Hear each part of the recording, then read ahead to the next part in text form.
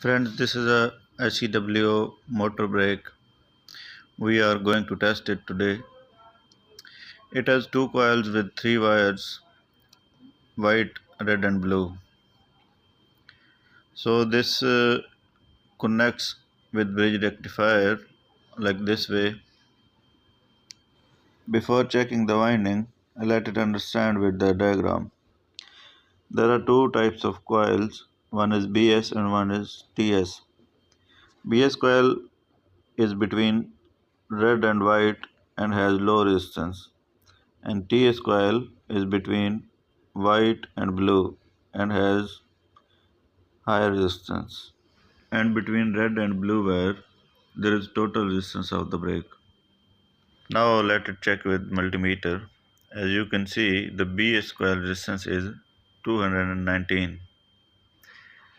between white and red wire, and the TS coil resistance between white and green is 654.